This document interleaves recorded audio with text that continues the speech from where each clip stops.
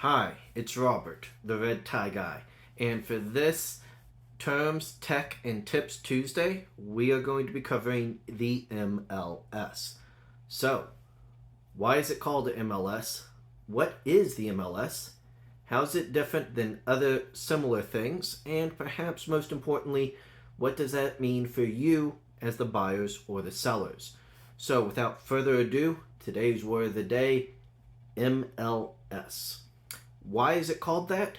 MLS stands for Multiple Listing Service. And the reason it's called a multiple listing service is because back in the day, they did not have all these computers and internet. So they would literally print a list. And the listing service would often include a book that would be published, sent out to real estate offices that said, here are the homes available. Here are the details about those homes. Here's the terms, here's who to call, etc.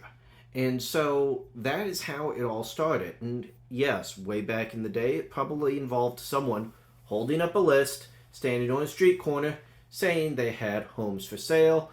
Come ask me about the list. Oh, hey, you're interested in that one? Well, why don't you come into our office right over there, and we'll arrange a showing for you at that home. That kind of newsy on the street corner appeal, where usually it was newspapers. They did that back for homes, and it was called listings. And so the service that had multiple listings was the multiple listing service. Now it is an organization. I'm part of the multiple listing service of Southern Arizona, and as a member I can put listings into it that are for sale with my company. So, multiple listing service isn't just a database of the homes, but also the members who put in the info, and also the members who decide, well, what shall the categories for information be? What will be the requirements? Who gets to go ahead and put into the MLS? Who gets to have a vote? It's also an organization, not just the website, the database that gets put out, and the emails you receive of multiple listings. It's more than just that website, that link that you click on for the MLS. And you're probably thinking, well, pulling up homes on a computer and seeing everything that's available, that sounds a lot like Zillow or other websites that I've seen, or a website by my agent. Well, here's how it's different. Zillow is taking information from the MLS and putting it on their site. And they're doing it not just for one MLS, but for multiple MLSs. It's also primarily an advertising website. Agents advertise that they're available to show you homes. And they're typically advertising that based on the zip code and putting their face on homes that are from the MLS and in that zip code. And with that in mind, Zillow is primarily there to get your information and potentially sell it to their advertisers, who are agents. I myself have my own website, which takes information from the MLS and puts it in an easy to view site.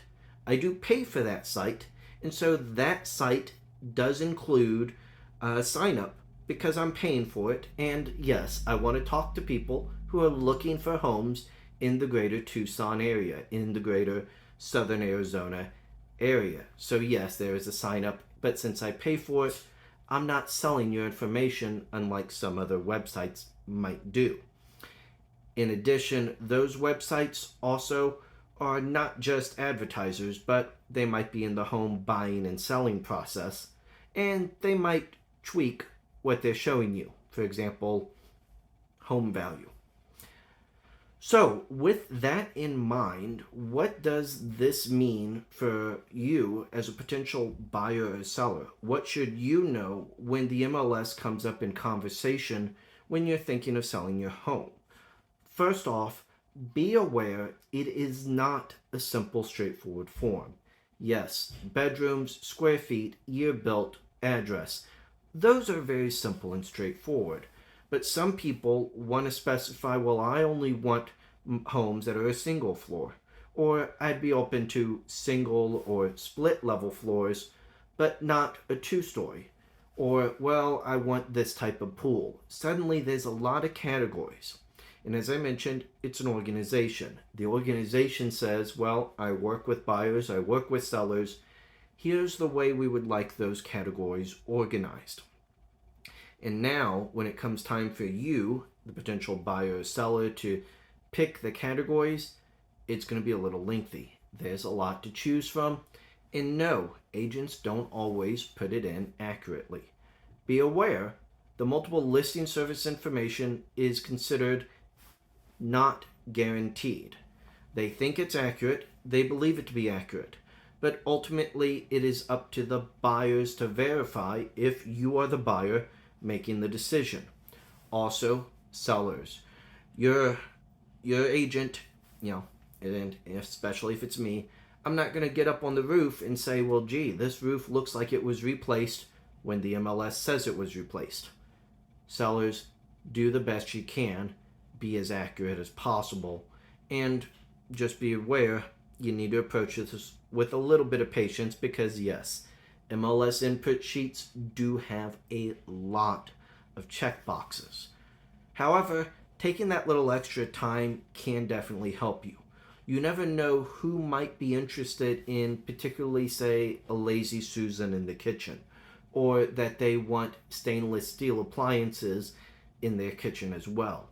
These are small categories that could be overlooked if you're rushing it, but being a little more precise might get you that little extra buyer willing to pay just a little bit more for your home. Before wrapping up this video, a few things. One, IDX feed. When I mentioned having my own site and that I was paying for it, that's called an IDX site.